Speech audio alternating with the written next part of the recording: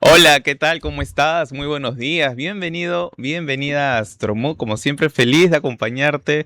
Un momentito para hablar de temas tan interesantes. El día de hoy no es la excepción. Vamos a aprovechar una posición planetaria que se encuentra en el cielo en estos momentos para extender un tema que sé te va a ayudar y nos va a ayudar a todos. Hay que reconocer las personas insanas. Hay que reconocer cuando puedes tener al frente a alguien que puede tener y solo la intención de dañarte, de destruirte, y disfrazar y llenar de miel esa mala intención. Los narcisistas, las personas que tienen una patología destructiva y que simplemente esperan de su víctima la humillación, el dolor, la vejación, esa dependencia emocional que crea ese personaje grandioso que a veces estas personas construyen de sí mismas, pero son de un ego totalmente frágil. Viviana Campodónico nos acompaña esta mañana para hablar de este tema tan interesante, el narcisismo, cómo poder detectar a la persona narcisista y cómo de alguna forma detectar todos estos lenguajes previos que suelen de alguna forma capturar completamente a la víctima. Te pintan historias de amor alucinantes que al final consideras que pueden realmente nacer de ese corazón y realmente son construcciones llenas de vacío simplemente para aprovecharse de ti. Y luego viene toda una serie de maltratos, de humillaciones que tienen el propósito de destruirte. Tienes que saber identificar a un narcisista. Tienes que tener en claro el sistema, las ideas que pueden pasar por su mente para poder alertarte. Pero este tema lo vamos a desarrollar y tenemos una carta astral de ejemplo. Previamente nos vamos a una breve pausa. Bueno, nosotros continuamos aquí en Astromood, el tema del día, el narcisismo. ¿Cómo puedes detectar a una persona narcisista que tiene el afán simplemente de destruirte, de minimizarte, de desaparecerte, el vacío que le deja a la víctima una relación con un narcisista y esa responsabilidad posterior que tiene la víctima de recuperarse? Muchas veces en terapias psicológicas, psicoanalíticas, incluso psiquiátricas, de larga duración, puedes evitarlo, puedes de alguna forma salir de estas experiencias. Y qué mejor que con la especialista que tenemos el día de hoy, Viviana Campodónico. Habíamos hablado que el cielo de hoy describe un poco tanto el tema como la relación con los narcisistas, que es el aspecto que a veces puedes tener en tu carta astral de manera natal, o sea, estará en la radix. La radix es la raíz, la carta raíz, esa primera rueda que todos conocemos. Claro, sobre esa rueda se instalan otras que pueden ser las direcciones de tu carta, etcétera, los tránsitos planetarios también, como de manera muy secundaria, claro. Pero en la radix, en la radical, en la natal, en la carta astral, mira que tiene varios nombres. Si una persona tiene un contacto Venus-Plutón referido al eje del amor, por ejemplo, que tengas ascendente Aries, Venus como regente de tu 7 por estar libre en la cúspide de la casa 7, y una Venus conectada con Plutón, en definitiva puede ser el inicio de una vida tóxica a nivel emocional, sentimental. La persona va a experimentar el amor con bastante incertidumbre. Pero vamos a mirar un poco el cielo del día de hoy antes de presentar a mi invitada, y también te voy a mostrar una carta astral que tiene de nacimiento este contacto Venus-Plutón y que ha descrito una vida amorosa bastante sufrible. Vamos entonces a mirar un poco el cielo y luego te presento la carta que he tomado de ejemplo. Bien, hoy 1 de abril, este es el cielo para el día de hoy. Te cuento que hoy en la noche tenemos a partir de las 21 horas con 13 minutos esta luna llena. Tenemos una luna llena en el signo de Libra, interesante para hablar del amor con una luna llena. Bueno, no vamos a hablar del amor, vamos a hablar de las relaciones, específicamente las insanas, pero bueno, la luna está en Libra y estará llena por 7 días. Hay una exaltación de las energías y claro, hay que considerar este aspecto que se está dibujando en este momento, este contacto entre Venus y la energía de Plutón. Venus representa el amor, representa la pacificación, las ilusiones, perdóname, el amor y las pacificaciones, claro, también el placer. Entonces, si esta energía la mezclamos con Plutón, puede haber un placer por el dolor. Hay gente que a veces se regocija un poco en el dolor. A veces, de hecho, te puedes dar cuenta y escapar a tiempo, pero puede haber esta tendencia. Llegó nuestra invitada, ella está preparándose en unos minutitos y puedo mostrar la carta de Frida. Antes de entrar a una breve pausa para poder recibir a mi invitada, quiero mostrarte esta carta astral que describe esta energía de amores tóxicos propio de la mezcla entre Venus y Plutón. Si tú ya sabes algo de astrología, si sueles mirar tu carta astral, si sueles mirar la carta astral de tus amigas, de los salientes que tengas, fíjate si tiene un contacto Venus-Plutón, porque esa persona va a amar con mucha toxicidad. Vamos a ver la carta. Bien, aquí tengo la carta de Frida Kahlo. La estás viendo en este momento. Aquí está, la bajé de Astrodatabank. Bien, breve descripción. El ascendente es el grado 23 del signo de Leo. Es un sol regente del ascendente en conjunción con Neptuno, un pensamiento muy comunista. Tenía Frida Kahlo en realidad.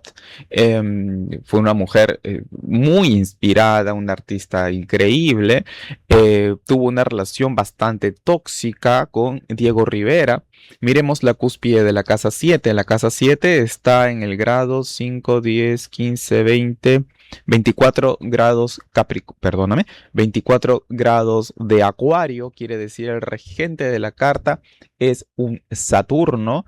Él también fue artista, es un Saturno en el signo de Piscis con una recepción de Venus. Si un planeta, por más Saturno que sea, está en un signo de compasión o un signo de agua, es un Saturno en un signo de agua, está en Piscis. Con recepción de Venus, Venus recibe a este Saturno por exaltación. Esto sonará un poco complejo, pero hay que regresar a la fuente de cómo lo interpretaban los antiguos. Acá esta Venus aspecta a Saturno, le hace un aspecto, pero Venus, perdón, se agranda un poquito, ahí creo para que se vea un poco mejor. Bueno, lo puedo dejar ahí.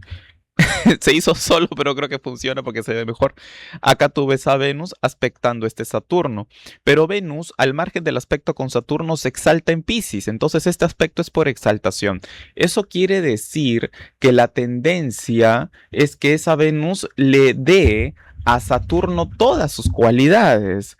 Obviamente a este hombre, Diego Rivera, lo habrá hecho encantador. Bueno, físicamente el hombre no era pues muy atractivo, eso es cierto, pero debe haber sido muy poético, muy afectuoso. ¿Qué más hay en Venus? ¿No? Una tendencia muy afable, muy romántica. Muchísimas gracias, Chris. Pero también Plutón. Mira tú, el Venus de Frida tenía una conjunción con Plutón. Pero es que creo que es a grado exacto. Vamos a ver acá un poquito el cuadrito. A ver, sí. A ver, acá está. Plutón está a 23 de Géminis y la Venus está a 24,20. Plutón está a 23,44. Es que es menos de un grado. 23,44. Está faltando que a 15 minutos de arco para que haga llegue al grado 24. O sea, más o medio grado. Medio grado de distancia en esa conjunción aparentemente exacta entre Venus y Plutón. Claro, pero esta Venus lo hace encantador, pero también era un tipo que le hizo muchísimo daño. Le hizo muchísimo daño. Mira el aspecto que formaba Plutón con el ascendente. Entonces él era un manipulador, era una persona que manejaba las emociones de forma muy pulsiva, claro, era sexual. Porque Plutón tiene que ver con los instintos atávicos, los instintos primarios, los aspectos más básicos del ser. Tiene que ver con la parte más primitiva del cerebro. No es el neocórtex, que es Urano, la parte límbica, que es Neptuno. Tiene que ver con el tronco encefálico, amígdala, ¿no? Los aspectos más básicos, la sexualidad es enteramente plutoniana. Entonces esto lo hará a este hombre bastante sexual, probablemente a ella también. Claro, porque mira, si el Plutón de ella está 23,44 y ella tiene el ascendente al grado 23 de Leo, en realidad hay un sextil también entre Plutón y el ascendente. es que ella también era plutoniana. Es más, Plutón aspecta por 60 grados el ascendente de Frida Kahlo y por 120 la cúspide de la casa 7. Por supuesto, ellos tenían una relación tóxica, ella disfrutaba de este amor tóxico como si fuera cocaína, había una necesidad y una dependencia terrible. Pero mira el siguiente detalle, el regente de la casa 3, ya con esto termino, el regente de la casa, es que me apasiona la astrología, el regente de la casa 3, que tiene que ver con los hermanos, la 3 es la familia de segundo grado. En la 4 es más exclusiva, es una casa un poco más exclusiva, exclusiva de padres, exclusiva de abuelos, terrenos, bienes inmuebles. Bienes inmobiliarios, casa 4. Bienes mobiliarios, mi tarot que me lo puedo llevar, la casa 2. O el dinero. Bien, inmobiliarios que no se mueven, la 4. Casas hogares, abuelos, padres, punto. En la 3 están tus primos, tus hermanos, tus tíos, tus sobrinos. Acá entra un montón de gente. Pero mire este detalle. El regente de la 3 es esta Venus. El regente de la casa de los hermanos de Frida Kahlo es Venus. Pero Venus es significador de mujeres. O sea que Venus es una hermana. Pero es una hermana con toque de Plutón, que recibe por exaltación al regente de la casa del amor de Frida. El hombre se metió con su hermana. Este hombre la engañó con su hermana en 1939. Eso generó un divorcio y un profundo dolor en esta mujer, por supuesto. Le engañó varias veces. Ella también lo engañó. Frida obviamente actuó con rencor y lo engañó. Pero imagínate que te engañen con tu hermana o con tu hermano. No tiene nombre. Y está clarísima el aspecto de esta Venus con Plutón. La hermana, claro, una hermana plutoniana, describe una hermana narcisista, psicopática, pero lo recibía a él por exaltación. Entonces, esta mujer, de hecho, propició también, a ver, no estamos hablando de que este tipo haya sido ningún santo, ¿no? Pero todos estos encantos sexuales, una Venus conjunta a Plutón, enviándole esa luz por exaltación, porque Venus exalta en Piscis, aspecta al regente de las 7 de Frida por exaltación. ¡Qué peligro! ¡Qué peligro! De hecho, que esto es uno de los aspectos que está indicado en esta natal. Otra sería este Plutón exactamente opuesto a la cúspide de la casa 5, que es casa de vida sexual. Ha sido una relación, me imagino, con vida sexual bastante amplia. Y otra curiosidad es los accidentes que ha tenido Frida, por Dios.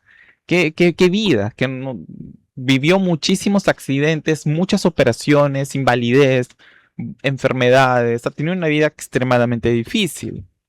El regente de la carta es Sol. El Sol es el regente de la carta. ¿Quién tiene al frente? Tiene la conjunción Marte-Urano. Marte, un planeta de accidentes. Lo peor que una persona puede tener en su carta es Marte pegado a Urano. Porque eso es una bomba. Eso es una cosa muy destructiva. Y acá tenemos esa conjunción. Con esto ya termino. Es un Marte en Capricornio. Es un Marte en exaltación. O sea, Marte en Capricornio tiene más agresividad para mostrar pegado a un planeta accidentoso que es Urano, opuesto a ella. O sea, tirando todo ese accidente y esa energía de operaciones de Marte, de accidentes de Marte, sobre el Sol regente del ascendente. Bueno, vamos a una breve pausa y regresamos con nuestra invitada.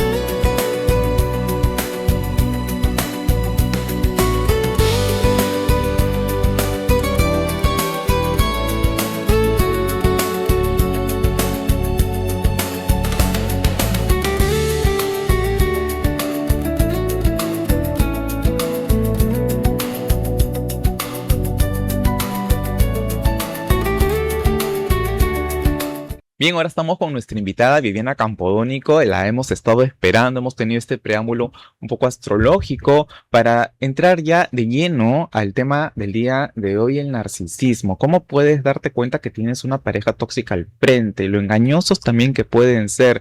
Hoy vas a conocer a detalle en qué relación te encuentras y si es una relación dañina, tienes tiempo para salir, correr ya, desaparecer de esa persona. Presento a mi invitada. Viviana, ¿cómo estás? Qué gusto tenerte nuevamente Hola, aquí. Jan, muchísimas gracias por la invitación. De A verdad, ti. un lujo estar acá. Tienes demasiada gente que te sigue a mi alrededor y me dicen, no, vas a ir donde Jan, no lo puedo creer. Y yo, en verdad, mi respeto y mi admiración para tu Ay, trabajo. no, por favor, un lujo tenerte aquí con nosotros. Y este tema, Vivi, las relaciones con los narcisistas, ¿por qué es que de repente es tan difícil identificar al inicio a una persona con esta patología? Porque se cubren a veces de demasiadas caras o de demasiadas formas que más bien hasta resultan, creo yo, más que una persona neocorticalmente sana o neurológicamente sana, mucho más encantadoras.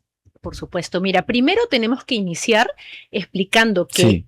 el narcisista no es una persona que va por ahí siendo encantador. Ajá. Tenemos que explicar que es un trastorno de la personalidad narcisista, lo que se le llama el narcisista completo.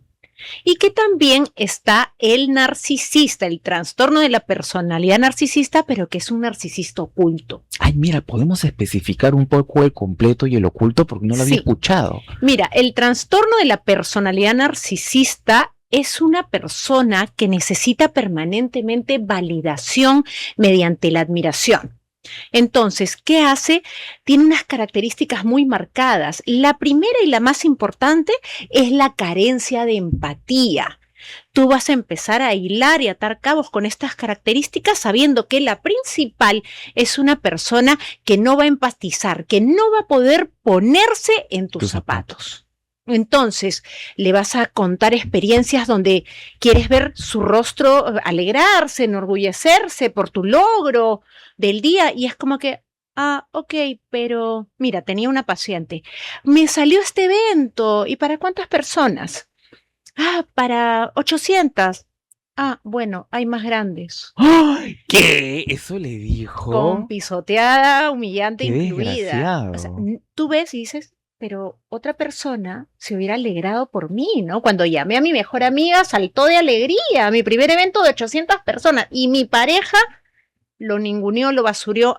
Pero no eran ¿Pero por tantas. qué? Eso es una necesidad de humillarte, envidia, porque he escuchado que también hay un rollo con la envidia maleado, en Es esta una patología. necesidad de humillarte, minimizarte, subestimarte. ¿Por qué? Porque el narcisista no tiene una autoestima elevada. Tú lo crees porque lo ves de abajo hacia arriba, pero lo que en realidad tiene es una autoestima muy frágil. Entonces, humillándote, minimizándote, lo que logra es recién poder verse desde arriba porque tú lo ves de abajo hacia arriba. Entonces, si él logra ese trabajo de humillación, de minimización, recién logra sentirse superior a ti. Ah, ya entendí el tema. Lo que necesita el narcisista es ponerte tan por debajo que sintiéndote tú por debajo, él empieza a sentirse por Y encima. recién logra, ¿no?, sentirse por encima de ti mismo. Si no, no puede. Tiene que tener a alguien abajo para lograr elevarte, ¿no? Elevarse y verte desde arriba hacia abajo. Ahora, las personas con este trastorno, Vivi, nacen así, se van formando en la infancia. ¿Qué pasa para que suceda algo en el cerebro y transforme a una persona en un monstruo, en una larva?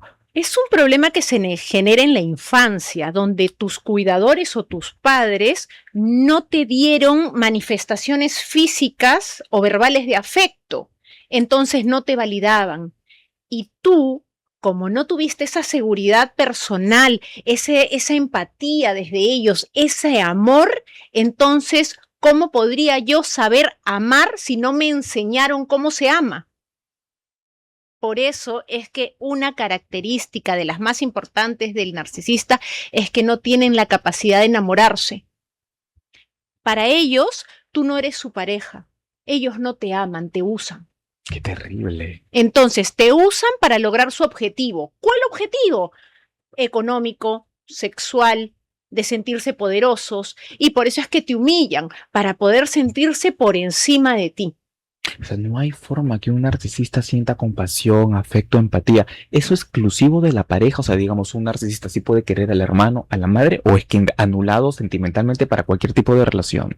No, por supuesto, justamente como se venden muy bien, porque son unos mentirosos profesionales, mitómanos expertos, unos encantadores de serpientes, dentro de la casa te tratan mal para sentirse ellos con el poder, pero por fuera tus amigos y tus familiares lo aman, lo adoran, son encantadores. Y luego tú dices, ¿cómo en la casa puede ser esta persona y por fuera yo soy la mala y él es el increíble? ¿Por qué lo tratas mal? Pero si él es lindo, maravilloso, ¿qué le haces tú? Sí, es verdad esto de los monos, que escucho esta palabra monos voladores, que crean como dentro de tu círculo extensiones de sí mismo para que todo el mundo te lleve a concientizarte y regresar, perdonarlo o saberte pues la del error o el del error usando tu propio entorno. Ellos usan a tu gente. Por supuesto, y por eso ellos crean muy bien algo que en psicología se denomina disonancia cognitiva, pero en este caso en el amor, brindándote señales de interés y desinterés en simultáneo. Entonces crean una confusión entre lo que piensas y lo que sientes, y así logran socavar tu autoestima. Y lo más cruel es que disfrutan de ello.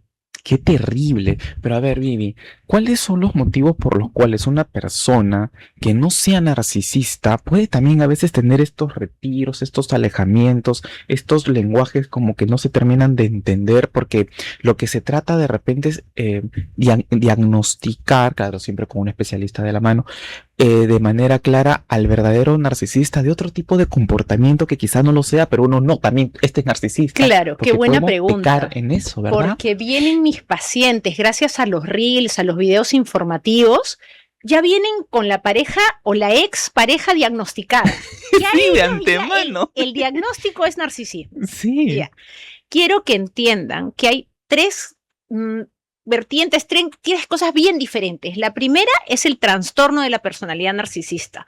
La segunda son los rasgos narcisistas, que no tiene la patología, pero que tiene ciertos rasgos como esta indiferencia, como esta incapacidad para enamorarse, como esta carencia de empatía, pero que no llegan a tener el trastorno. Y la tercera que he visualizado con estas personas que ya vienen diagnosticadas a mi consultorio es, atención, que una persona desinteresada comparte rasgos de narcisismo para la persona que lo percibe como tal. Ay, claro. Entonces, te ignoro, entonces, claro. ¿Entiendes? Te ignoro, entonces no te demuestro mi afecto, entonces no me interesa cuando te va bien, porque hay algo en ti por lo cual yo no doy el siguiente paso, no doy mi 100%, pero ahí ¿quién tiene el 50% de la responsabilidad?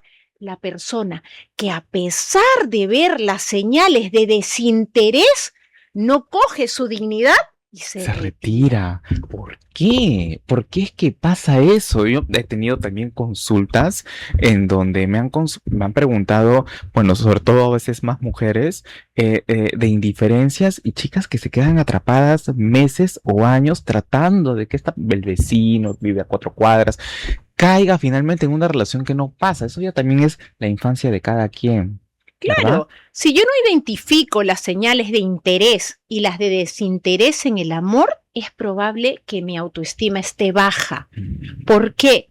Porque de amor no se sufre de desamor.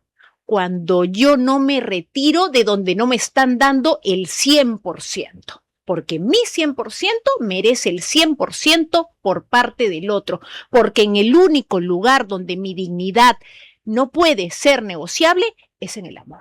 Exactamente. Hablaste de los rasgos y del trastorno. ¿Cómo podemos diferenciar que solo hay rasgos y que realmente hay una patología? O sea, tener rasgos no es patológico. No. Entiendo. Primero entender que es una enfermedad y que hay que saber retirarse de cuando tú ves toda esta cantidad de rasgos. Ahora, ¿qué pasa si yo me quedo por empático, me quedo a identificar si es rasgo o trastorno, ¿no? Salgo totalmente dañada. Y como yo sé, como psicóloga, cuándo fue rasgo o trastorno o desinterés, es cómo llega la persona a mi consultorio, el nivel de daño que ha recibido. Es muy diferente una persona que te demostró desinterés en el amor a una persona con trastorno de la personalidad narcisista, porque mi paciente llega con la autoestima en el piso y la dignidad en el subsuelo. Qué terrible. Y hay que empezar, como el PBI en pandemia, como les digo yo, en menos 16, no desde cero, desde menos 16, para recién poder estabilizar al paciente, para empezar desde el punto cero, como una ruptura en donde estás con el corazón roto, pero hay que empezar desde abajo recién para estabilizar a la persona. A veces suele pasar que en relaciones un poco más sanas quizá, una ruptura genera muchísimo daño en una persona, pero es un daño de qué tipo el que la persona siente para identificar que esta separación ya es por un narcisismo, por una persona que realmente me ha destruido, o estoy sufriendo simplemente porque perdí a mi pareja, que a veces también uno entra en dramas y en vacíos por un corte. Correcto. La diferencia es esta: cuando se termina una relación con mi pareja, yo veo luz al final del camino. Sigo teniendo logros, sigo teniendo metas, sigo siendo un ser humano funcional. Voy al trabajo, hago deporte, a pesar de la pena, sé y soy consciente que va a pasar. Y yo sigo funcionando, mi agenda sigue funcionando a pesar de la tristeza. Pero cuando yo me topo con un narcisista, estoy destruido. Que otra de las características es dudar de mi propio criterio, de mis propios recuerdos y de mis propios pensamientos. No sé lo que viví. Me han trabajado tanto la psicología que ya no sé si mis recuerdos son reales o imaginarios. Pero qué terrible. Te voy a dar un ejemplo. A ver. Mi paciente, mire doctora, yo estaba sentada y había preparado el almuerzo y mi enamorado no llegaba y eran la 1, las 2, las 3, las 4, las 5. ¿Comiste? No, no comí, lo esperé las 5 horas. Ya, ¿y qué hiciste? Llegó y le dije, oye, te esperé como quedamos a la 1. Pero yo no te dije a la 1, te dije a las 5. ¿Por qué no porque llegó a las 5 en punto. Dijo, no, yo recuerdo bien que quedamos a la 1, no, a las 5. Yo recuerdo claramente. Y una de las cosas más tiernas que he escuchado es que yo recuerdo que me dijo la 1 porque estaba tan enamorada de él que yo estoy segura que yo recuerdo claramente, porque para ella era muy importante y había cocinado. Ay, pobre mujer, por Dios. Y yo le dije, yo sí te creo. Yo sí te creo. Y me convenció de lo contrario. ¿Y qué te quedaste pensando? Que yo entendí mal, que era las 5 y no la 1. No, fue la 1. Pero te manipularon tanto que tú le creíste a él antes que a ti. Porque se le justifica en algún momento al narcisista. O sea, ese trabajo que hacen en tu cabeza. Ese trabajo manipulador es el que logra hacerte confundir hasta de tus propios pensamientos y de tu propio criterio y de tus propios recuerdos. Eso es bien triste y bien fuerte. Por eso tú me dices, ¿cuáles esas diferencias? Son enormes entre una ruptura amorosa y haber tenido una relación con un narcisista. Otra, el manipulador experto, y la otra sería mitómano. Tremendos mitómanos, tanto lo que hablábamos hace un rato, que le van a creer más a tus familiares y amigos, le van a creer más a él que a ti mismo. Y ahora, extendiendo de repente un poco el tema de pareja, y es para ustedes, para que puedan saber llevar una relación mucho más saludable, toda esta información que Vivi tan generosamente comparte con cada uno de nosotros. Viviana, el tema de las relaciones laborales, a veces puedes tener un jefe o una jefa narcisista y que incluso maltrata, humilla a los empleados, pasa parecido al resultado emocional y psicológico que te deja una experiencia con una persona que trabaja contigo. A veces puede ser el padre, la madre, también el narcisista, y el afectado ya no es la pareja, no el hijo. Entonces, en realidad puede ser la misma operación de daño en distintas áreas de la vida. Sí, por supuesto. En el trabajo vas a recibir lo mismo que la pareja, humillaciones, minimizaciones, pero como está en el ámbito laboral, lo que va a hacer es violencia pasivo-agresiva. Entonces, tú la vas a recibir, y son muy expertos en eso, lo tienen dominado, tú lo vas a recibir y vas a dudar de cómo lo interpretas, porque son muy hábiles para eso. ¿Me entiendes? Sí. Y te dicen, sí, y tú dices, ¿me lo dijo por esto o yo lo estoy entendiendo así? Y ahí es como te trabajan la psicología, te manipulan, y la violencia pasivo-agresiva, a mi parecer, es espantosa, porque Terrible. la persona sabe lo que está haciendo, lo sabe, pero tú te van a decir, ¿pero por qué te lo tomas personal? Y en vez de quedarte callado, le vas a contestar, porque yo sé lo que estás haciendo. Ese es el consejo, decírselo directo. Correctamente, porque yo sé lo que estás haciendo, para de hacerlo. ¿Qué te van a decir? ¿Te lo estás tomando personal? No, se van a dar cuenta que tú has percibido lo que realmente han hecho. Eso es consejo para bloquear, ¿no?, la violencia pasivo-agresiva. ¿Y qué? Porque yo he escuchado, a veces uno pues investiga, lee un poco, que a veces es mejor no afrontarlos, simplemente alejarte. Regresando al tema de la pareja, cuando ya por diagnóstico, por ejemplo, Vivi, te visita una persona, le dice, ¿sabes qué? Este es psicópata, aquí tienes una relación tóxica y con un hombre que tiene un trastorno. Uno tiene que, al igual que con el jefe, enfrentar, para de lo que estás haciendo daño, o simplemente retirarse. Con el Sí. jefe sería un poco más amable, ¿no? Por favor, pare de hacer lo que está haciendo porque me está haciendo sentir mal. Más Claro. sutil tú también, ¿no? Exacto. Y en el ambiente laboral, ojo, las personas narcisistas son personas normalmente muy exitosas y con puestos altos, Estoy seguro. porque no tienen Me la he ningún cruzado. problema de pisar cabezas Ujú. para llegar a sus objetivos. Claro, definitivamente. Y respecto a la pareja, por ejemplo, cuando ya está diagnosticada, ¿es bueno enfrentar al narcisista? Decirle, me estás lastimando, No. no es bueno, no es una herramienta. Si tiene claro usted que está con un narcisista porque está informado sobre las características del trastorno de la personalidad narcisista, aunque con rasgos narcisistas ya es suficiente retirarse de una relación donde te van a minimizar, donde te van a humillar, donde te van a manipular, donde no te tienen empatía, donde te van a mentir. ¿No te parece suficiente? Entonces, para salir corriendo. Claro, porque si con eso nomás son rasgos y con trastorno vas a terminar en el psicólogo y en una terapia multidisciplinaria entre psicólogo y psiquiatra, ¿necesitas eso para renunciar? No hay manera. O sea, lo que quiero decir, que con rasgos narcisistas es suficiente para darte cuenta de tu propio valor y emprender la retirada, sin dolor o con dolor, pero te vas. Ahora, Jan me preguntó, pero le pido explicaciones, ¿para qué vas a pedirle explicaciones a un narcisista, un manipulador experto, a un mitómano profesional, a un encantador de serpientes? Te va a terminar volteando Por el cerebro, la supuesto. tortilla. Porque como ya sabe qué botones presionar para lograr su objetivo, que es hacerte cambiar de opinión, Te resetea en ese instante. por supuesto, va a lograr el objetivo y no va a parar hasta obtenerlo. ¿Cómo se renuncia a un narcisista? Buena pregunta. Buena pregunta. Te retiras sin miramientos, sin explicaciones, solo renuncias y te vas al lado opuesto, porque si tu intención es reunirte a conversar para pedirle una explicación, yo te puedo asegurar que te van a convencer de lo contrario. Y si ya sabes esto y te reúnes porque quieres recibir una explicación, entonces, ahora, ¿quién es responsable?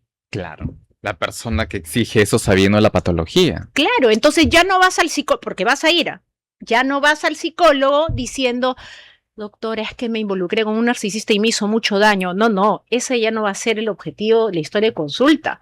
Vas a decir, estando con un narcisista y sabiendo las características del narcisista, yo no emprendí la retirada y no supe renunciar cuando mi dignidad aún estaba en su lugar.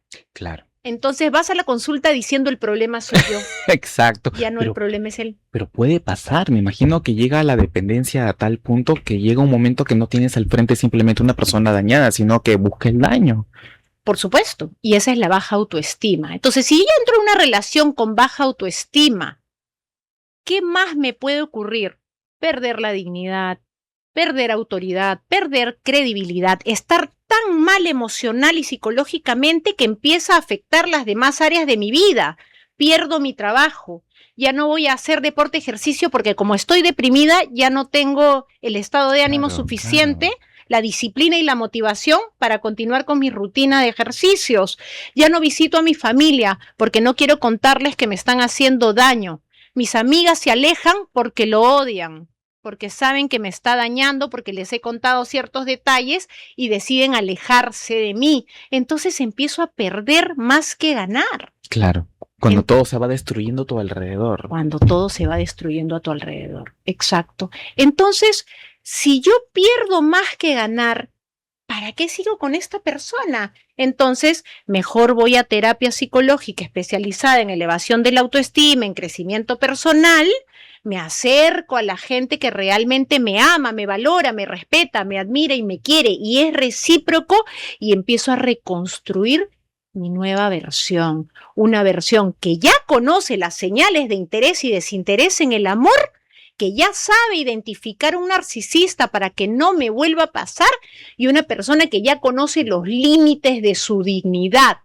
¿Qué es tan importante? Ahora, ¿qué pasa? Que a veces, me imagino que habrá alguna estadística de personas que llegan a consulta para salir de ese tipo de relaciones.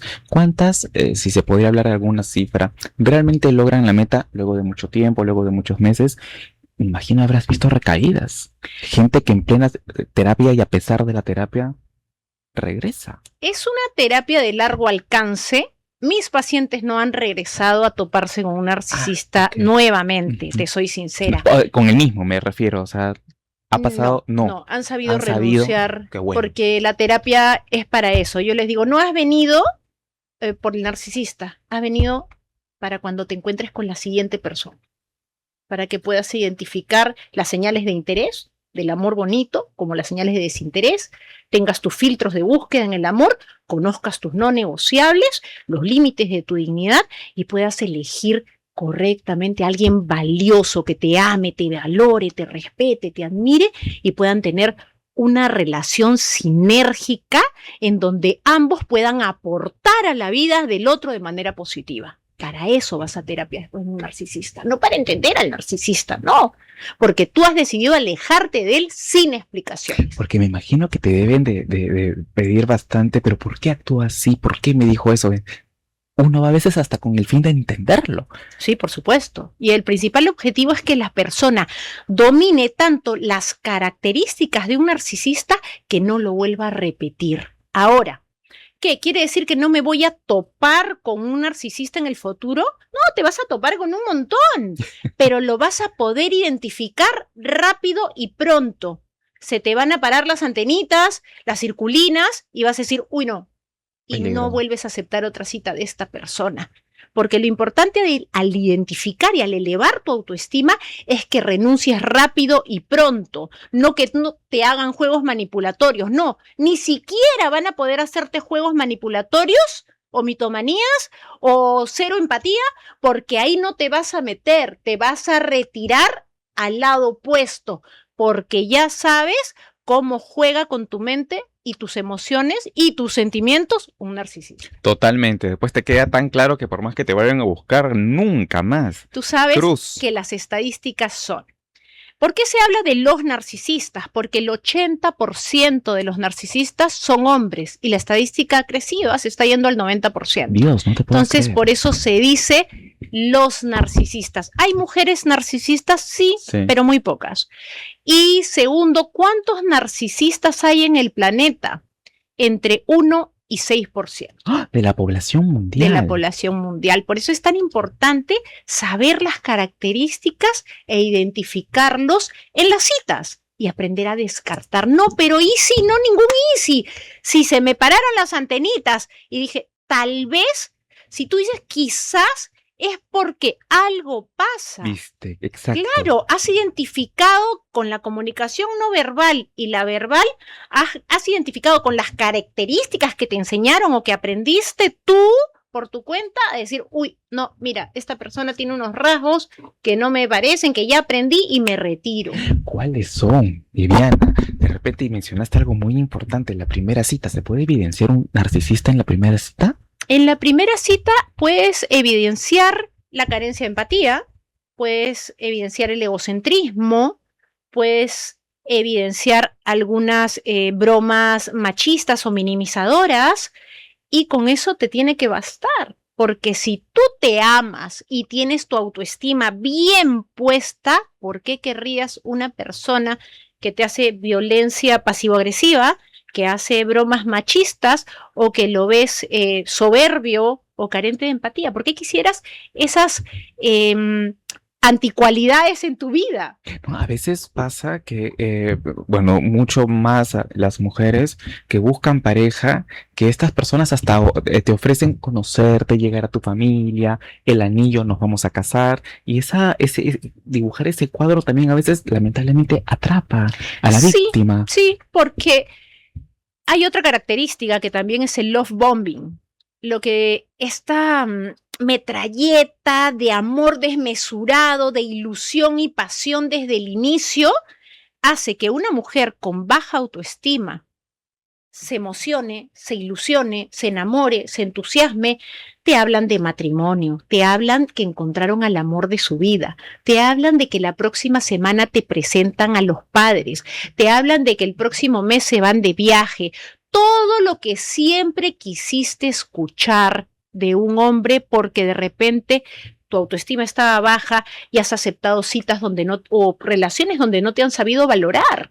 Entonces viene prácticamente príncipe azul a decirte todo lo que has querido escuchar desde el inicio y caes rapidísimo en el influjo de un amor desmesurado, falso, engañoso, manipulador, y ya caíste en este influjo y esta persona luego se dedica a manipularte, a mentirte y a bajarte la autoestima. ¿Cuánto dura esta burbuja,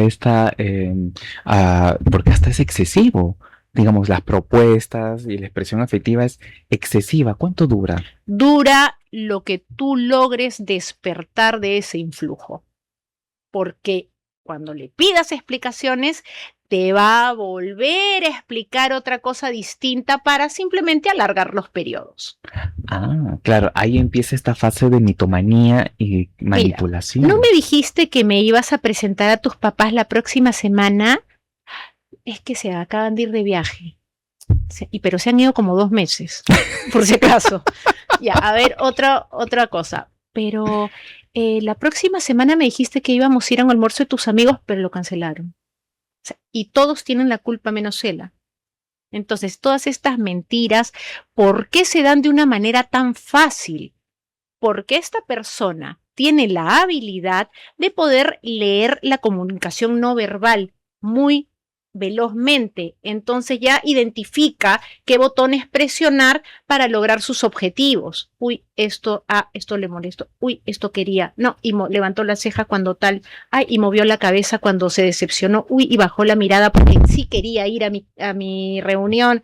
Entonces empieza tú a identificar una lectura y a conectar mediante la comunicación no verbal cómo pueden trabajar tu psicología, tus emociones y con ello buscar cómo manipular. O sea que el narcisista tiene ciertas habilidades que habría que reconocérselas. Tremendas habilidades para manipular, tremendas habilidades para leer la comunicación no verbal, tremendas habilidades. Por eso es que logran sus objetivos manipulatorios. ¿Y eso qué le pasa en el cerebro a un narcisista para, bueno, ya sabemos todas las partes negativas, para desarrollar estos talentos? Porque pareciera que fueran talentos que se desarrollan en la práctica psicológica. Buena pregunta. Primero, el narcisista tiene una gran cantidad de habilidades que va desarrollando y la primera es darse cuenta que la persona empática es un imán para ellos.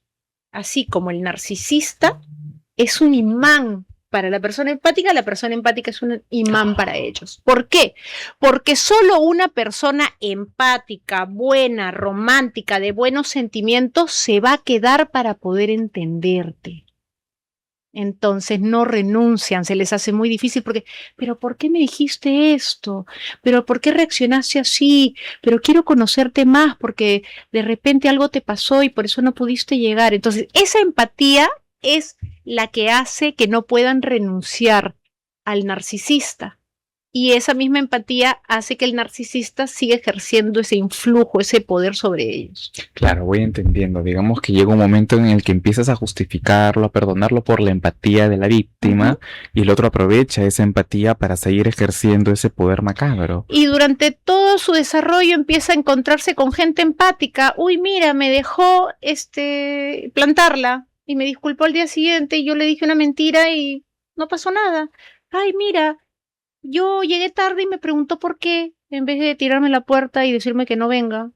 Ay, mira, si yo les digo esto y reacciona así, mira, y si le digo un halago, se sonríen y la siguiente trabaja ya esas 3, 4 cosas y funcionan, y le aumenta las 5, las 6 y las 7, y viene una tercera empática y trabaja de la 1 a la 7 y se vuelve cada vez más experto, la 8, la 9 y la 10. Y así, pues. Entonces, digamos, desarrollan experimentalmente sus fórmulas. Por supuesto. Para poder luego aplicarlas como estrategias de conquista infalibles. Y esa experiencia va desarrollando aún más la potencia de sus habilidades. Ahora, hablando un poco de la experiencia ya amorosa y específicamente sexual con un narcisista, he escuchado que a veces son de sexualidades perversas, muy egoístas. Se encuentran algunas cosas muy específicas dentro de los encuentros íntimos con un narcisista. No necesariamente, pero sí son más dominantes, son más hedonistas, practican mucho más la masturbación y son dominantes porque quieren dominar a su pareja. ¿El propósito de un narcisista es la dominación? Sí, mental, emocional, psicológica, sentimental. ¿Cuándo sienten que la víctima ya no les place y terminan buscando otra persona más? Porque el tema de las triangulaciones son muy comunes, ¿verdad? Cuando lograron su objetivo principal. El objetivo principal puede ser sexual, puede ser económico, puede ser simplemente disfrutar de bajarte la autoestima, porque disfrutan viéndote humillada, manipulada, minimizada, deseando un nuevo encuentro, una nueva oportunidad para verlo. Te ignoran 4 días, vuelven a buscarte solo para ver cómo te emocionas. Son muy crueles. Pero qué desgracia. Muy crueles. Ahora, bueno, yo he visto que a veces a una clienta le pasó que le había escrito en junio y volvió a aparecer como en septiembre.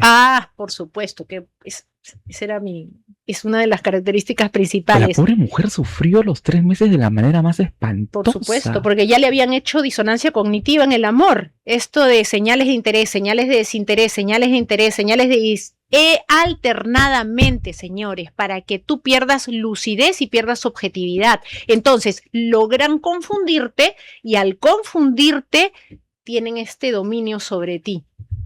Pero en realidad que sí es bastante cruel esas prácticas. Sí, por supuesto, porque otra de las características de un narcisista es que aparecen después de días, meses o años después. ¿Para qué? Para ver si todavía tienen ese influjo sobre ti y disfrutar de verte, emocionarte al verlos de nuevo, aunque lo trates de ocultar, porque acuérdate que ya saben qué botones presionar para lograr su objetivo y que leen muy bien la comunicación no verbal, sobre todo la de una persona que ya trabajaron. Entonces, pueden regresar hasta después de meses o años solo para ver cómo te emocionas o qué reacción tienes al verlo.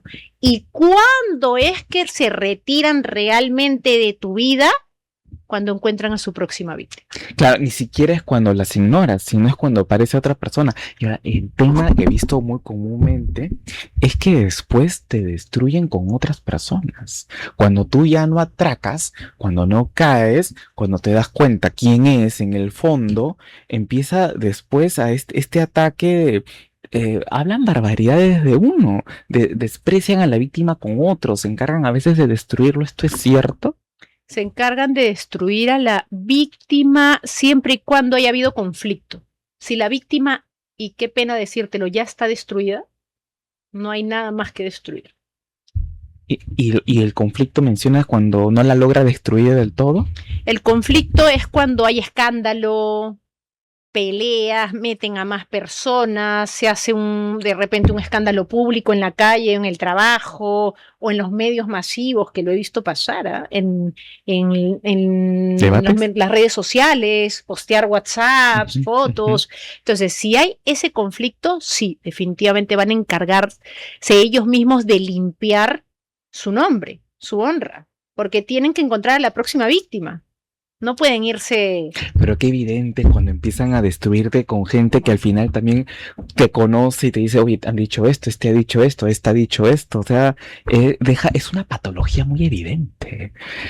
Yo he visto a veces que personas con este cuadro se resisten con esta patología y se resisten a la terapia psicológica, soportan la terapia. Hay gente que puede decir, soy narcisista, creo que sí lo soy, porque me imagino algunos, todos saben. Cada quien sabe lo que hace, pero ¿son conscientes de la patología? Sí, son conscientes de lo que hacen. ¿Son conscientes de la patología? No, son conscientes de lo que hacen, pero no son conscientes de la patología. Normalmente el narcisista no va a terapia. Recuerda que tienen un ego tan elevado, porque no es amor propio, es ego inflado. Tienen un ego tan elevado que se creen perfectos, maravillosos, exitosos, espectaculares, que toman las mejores decisiones, que nadie está a su altura. Entonces, ¿por qué iría a terapia una persona que cree que está muy bien? Claro. Y que está por encima del resto. Si van una o dos veces máximo a insistencia de su pareja y no vuelven más. El discurso va a ser que tú crees que yo voy a pagar, que es malísimo, que yo no quiero ir a terapia, que eso no sirve. Y cuando hay hijos, Vivi, y el decir me retiro, retírate, se complejiza porque ya estás embarazada, ya tienes 2 niños, no tienes a dónde ir y él está en casa con los niños. Ya, qué buenas preguntas me estás haciendo en realidad. Es parte de todo lo que he venido a transmitirte hoy y a toda la gente que nos está viendo. El narcisista tiene ciertos objetivos bien importantes y que hay que conocer mucho, mucho sus características, señores. El narcisista es una persona, quiero repetir, que no va a ir a terapia psicológica, no te va a decir, no te va a voltear y te va a decir, mira, me he dado cuenta que soy narcisista. No, él se va a sentir soberbio. Soy soberbio. Sí, debo ser soberbio, debo ser un ganador, debo ser muy frío, pero bajo ningún motivo te va a decir, me he dado cuenta que tengo trastorno de la personalidad narcisista. No lo va a hacer. Es imposible. Y voy a ir a terapia porque estoy mal. No, él está muy bien. Le da súper bien, tiene el ego inflado, es exitoso en el trabajo, por su envoltorio súper manipulador y de éxito, tiene chicas a sus pies. O sea, no tendría por qué necesitar decir, bueno, estoy mal, no van a terapia. ¿Cuál fue tu última pregunta? Y el tema de que si diagnosticas, ¿no? A una persona, sabes que tu pareja es narcisista, retírate. Pero decírselo eso a alguien que tiene un bebé, que ya estás embarazada, ya tienes 2 hijos, te vas por el tercero, no tienes a dónde ir, estás en la casa, él es el dueño del departamento. Me han hecho por redes sociales varias veces en mis reels esa pregunta y yo les quiero dar la respuesta que es importante. Por favor, el contacto cero a un narcisista se hace soltera. El contacto cero a un narcisista se hace solo cuando estás soltera. Cuando hay hijos de por medio, si bien tomas tu distancia por sanidad psicológica y emocional, tienes que entender que lo mejor que puedes hacer ante una persona tan tóxica es llevar una relación cordial, ¿Por quién? Por tus hijos. Ajá. ¿Para qué? Para que tengan la visita de los padres, para que tengan como derecho fundamental el pago de sus estudios, de su salud, de su alimentación, para que mantengan esta relación de frecuencia y de este modelo, ¿no? Paternal en su vida. Pero como pareja guardas tu distancia, no pides explicaciones, pero como persona estratégica e inteligente lleva una relación cordial por el bien de la crianza, de la psicología y de las emociones de tus hijos. Pero si estás soltera, contacto cero radical. Exactamente, romperlo en una. ¿Qué pasa si en el caso mencionado de personas que ya tienen hijos, la relación es compleja por la familia, tratas de hacer el contacto cero, hablas de la pensión, el colegio, estamos debiendo esto, la luz, y en ese momento esta persona aprovecha para acercarse, para tomar a la víctima de la cintura, ponerse a medio centímetro? Puede pasar que Por supuesto, porque van a tratar de convencerte de lo contrario. Y para ello, así pase mucho tiempo, van a hacer los bombing de nuevo. Para tratar de reconquistarte, para decir, no, mira, ella me ha hecho todo un discurso de 3 horas donde me ha terminado, pero totalmente soberbio y egocéntrico total. Yo muevo un dedo y regreso. Entonces, te va a coger de la cintura, te va a tratar de besar, te va a pedir 1000 perdones, te va a decir que va a cambiar, va a ser romántico en la reunión siguiente de familia o amigos, va a ser un dechado de virtudes de pareja y puede ser, si estás tremendamente manipulada, que vuelvas a caer y se repita el patrón.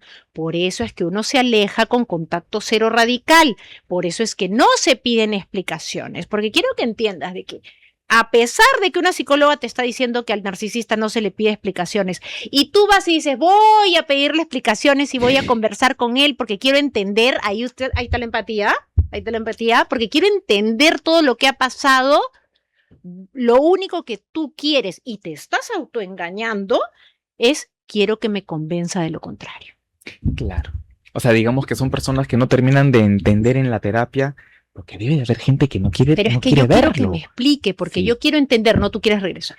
Exacto, exacto. Es que de repente, y como psicóloga, Vivi, te lo pregunto, habrán personas, me imagino que sí, que disfrutan de las relaciones tóxicas y que descartan relaciones saludables, porque pasa que en el versus, aquí tienes al tóxico que te lastimó, te presento a alguien, un chico bueno, tranquilo, otro perfil, pero sigues a veces un poco como buscando al peor de lo que tienes al frente. Sí, si te das cuenta que constantemente estás eligiendo al chico malo, entonces anda a terapia psicológica, porque el chico malo es igual a autoestima baja. Si tú andas eligiendo a una persona que no te valora, no te respeta, no te admira y no te da el 100%, quiere decir que el problema es interior, está en tu autoestima, no en cómo te trata de la otra persona, porque la estás eligiendo tú a pesar de que no te están dando el 100% en el amor. El problema está dentro de ti, que no tienes la capacidad de ver las virtudes, las cualidades en una persona buena que te valora, que te respeta, que te quiere querer bonito, y tú prefieres al que te maltrata. El problema está en ti. Pero esto se puede revertir. Sí, por supuesto. Se puede revertir elevando tu modelo autoestima. Que uno tiene en la cabeza de pareja. Sí, por supuesto. La elección. ¿Qué hace una buena terapia psicológica?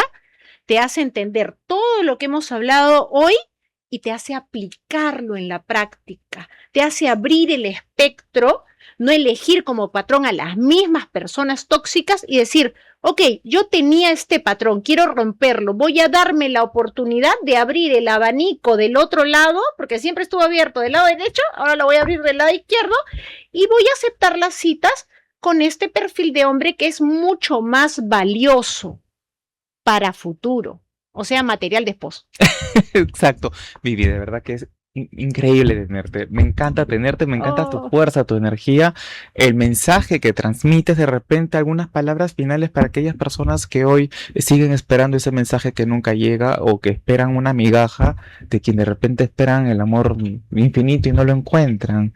Yo quiero recomendarles qué tengo que hacer yo si me he topado con un narcisista en el amor. Si me he topado con un narcisista en el amor, primero, ir a terapia psicológica especializada en elevación de la autoestima, hacer crecimiento personal, dedicando más tiempo a tu persona y a lo que a ti te gusta y lo que tú amas, conocer tus no negociables en el amor y, por favor, aprender las características para identificar a un narcisista te va a hacer alejarte de esos rasgos rápido y pronto.